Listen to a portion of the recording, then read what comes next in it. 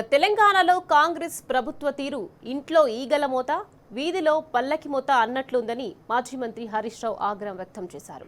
రాష్ట్రంలో ఖజానా ఖాళీ అయిందని కల్లబల్లి మాటలు చెప్తున్న రేవంత్ రెడ్డి కేరళలో మాత్రం వందల కోట్ల రూపాయలతో యాడ్స్ ఇస్తున్నారని మండిపడ్డారు.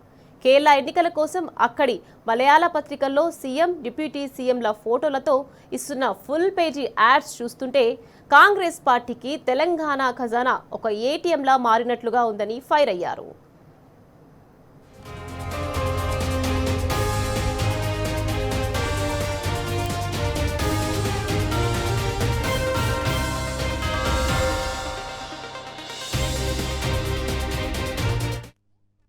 ఈ ప్రజాధనం దోపిడీ కేవలం ఒక్క కేరళకే పరిమితం కాలేదని, ఏ రాష్ట్రంలో ఎన్నికలు జరిగినా కాంగ్రెస్ పార్టీ ఫేక్ పబ్లిసిటీ కోసం తెలంగాణ ప్రజల సొమ్మునే వాడుకుంటున్నారని మండిపడ్డారు.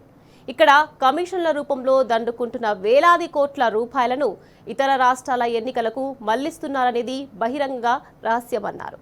అధిష్టానాన్ని మెప్పించడానికి తెలంగాణ ఖజానాను కాంగ్రెస్ పార్టీకి అక్షయ పాత్రగా మార్చారన్నారు హరీష్ రావు.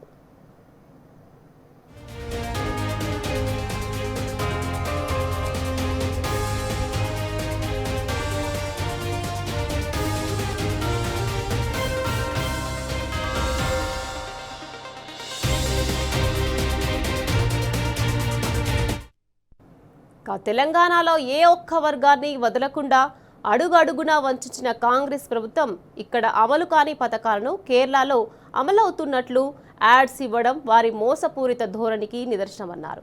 తెలంగాణ ప్రజాధనాన్ని మీ పార్టీ పబ్లిసిటీ కోసం ఇతర రాష్ట్రాల్లో తగలేయడానికి మీకేం హక్కుందని ప్రశ్నించారు హరీష్ రావు.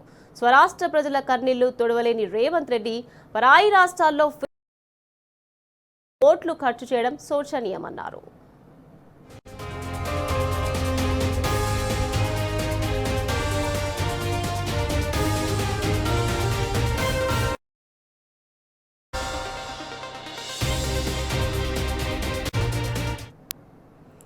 తెలంగాణలో అబద్ధపు హామీలతో అధికారంలోకి వచ్చిన కాంగ్రెస్ టాప్లో పడొద్దని కేరళ ప్రజలకు విజ్ఞప్తి చేశారు హరీష్ రావు. ముఖ్యమంత్రికి ఏమాత్రం చిత్తశుద్ధి ఉన్నా, ఆయనలో ఇంకాస్త నైతికత మిగిలి ఉన్నా ఇతర రాష్ట్రాల్లో ప్రజాధనంతో చేసే ఈ దొంగ ప్రచారాలు తక్షణమే ఆపాలని డిమాండ్ చేశారు. వందల కోట్ల రూపాయల ప్రజాధనాన్ని కాంగ్రెస్ పార్టీ ఖాతా నుంచి ప్రభుత్వానికి తిరిగి చెల్లించాలని బీఆర్ఎస్ పక్షాన డిమాండ్ చేస్తున్నామన్నారు హరీష్ రావు.